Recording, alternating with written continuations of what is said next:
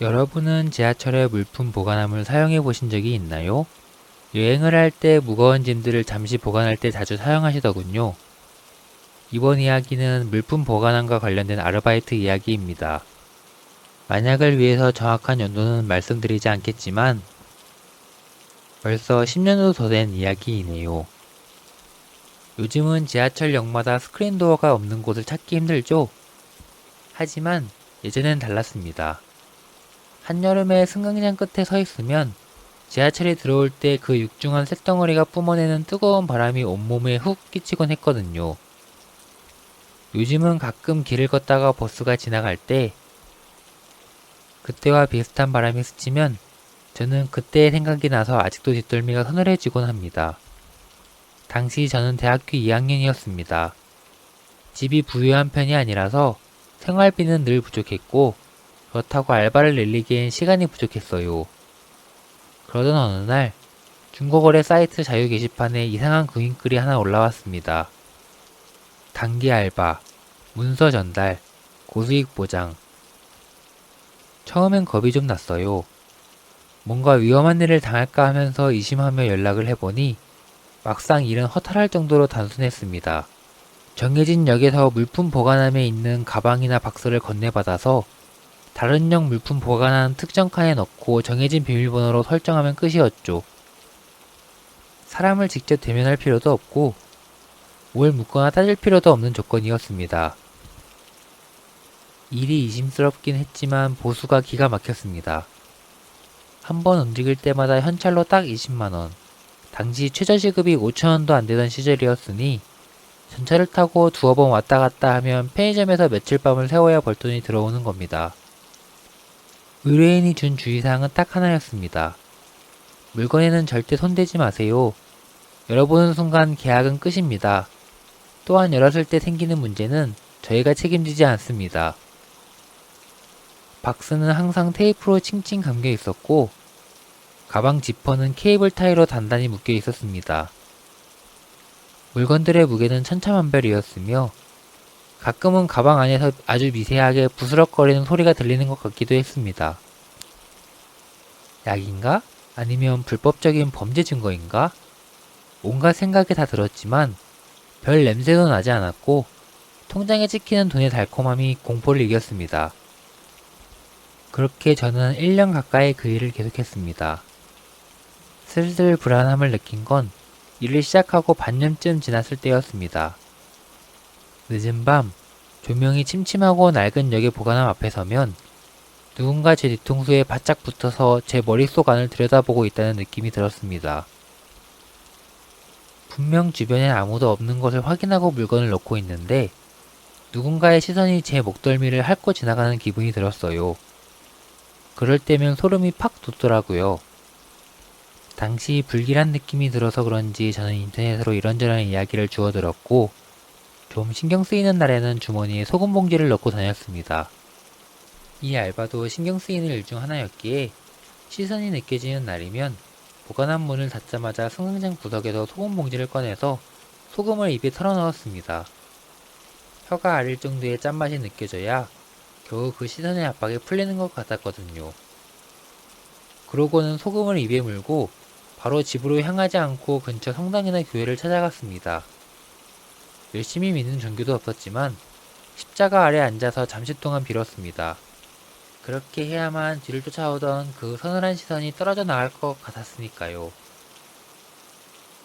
몇 개월간 일을 하다 보니 얼굴이 익은 사람도 생겼습니다. 상대가 물품 보관함 알바를 하는 것을 직접 본 것은 아니었지만 물품 보관함 앞에서 자주 마주치느라 서로 해당 알바를 하는 것으로 인지했죠. 서로 이름이나 학교를 묻지 않는 게 암묵적인 룰이었지만 승강장에서 마주치면 가볍게 눈인사나 가벼운 이야기 정도는 했죠. 다들 돈이 부족해서 여러 일을 병행하는데 지금의 알바가 시간 대비 효율이 제일 좋다는 이야기를 들었습니다. 그렇게 인사하다가 제가 눈치챈 것은 저보다 오래 이 일을 한 사람들의 안색이었습니다. 다들 다크서클이 턱끝까지 내려와 있고 혼자 중얼거리거나 벽을 보고 멍하니 서 있는 사람들도 있더라고요. 한 번은 자주 마주치던 형 하나가 낮게 속삭였습니다.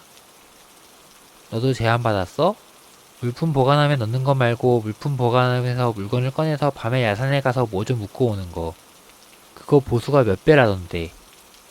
저는 야산이라는 말을 듣자마자 본능적인 거부감이 들었습니다. 그래서 저는 형을 말렸어요. 형, 밤에 야산은 너무 위험해요. 야산에는 사람도 없고 그래서 무슨 일이 생길 줄 알고요. 제 말에 형도 조금 고민하는 눈치였지만 한 번에 100만 원이라는 액수에 이미 눈이 멀어있는 상태였습니다. 그리고 얼마 뒤 제가 이 일을 그만두게 된 사건이 터졌습니다. 퇴근 시간인데도 유독 한적한 역이었습니다.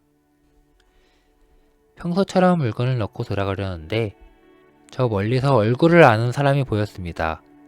바로 야산을 이야기했던 형이었죠. 그런데 형은 가방도 없이 빈손으로 승강장의 맨 끝 노란 선 바로 앞에 서 있었습니다. 표정이 무표정해서 걱정되어 아는 척을 하려고 다가가려는 순간 열차가 진입한다는 경고음이 울렸습니다. 제가 타려는 전철은 반대편이었기에 저는 걸음을 멈추고 의자에 앉아서 책을 꺼내 들었습니다. 의자에 앉아서 책을 펼친 후 첫 장을 읽기도 전에 비명 소리가 들렸습니다. 찢어지는 비명과 아수라장이 된 승강장. 전철이 멈춰서고 사람들이 몰려들었습니다. 저는 차마 다가가서 전철 밑을 확인하지 못했습니다. 하지만 그 아수라장 속에서 제가 아는 척을 하려고 했던 형의 모습은 어디에도 보이지 않았습니다.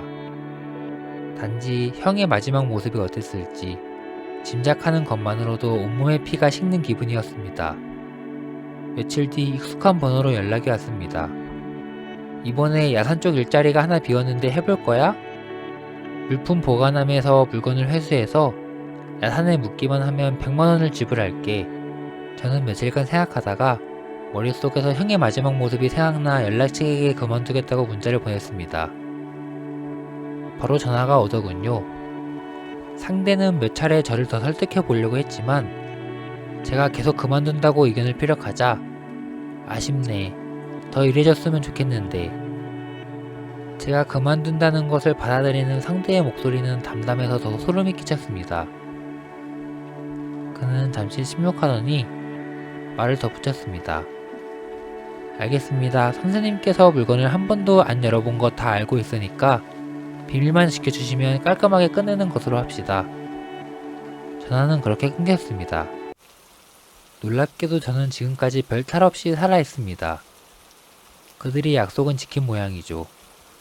인터넷이나 뉴스에 관련 이야기가 없는 것을 보니 해당 행위가 범죄가 아니었거나 아직 들키지 않은 것 같네요.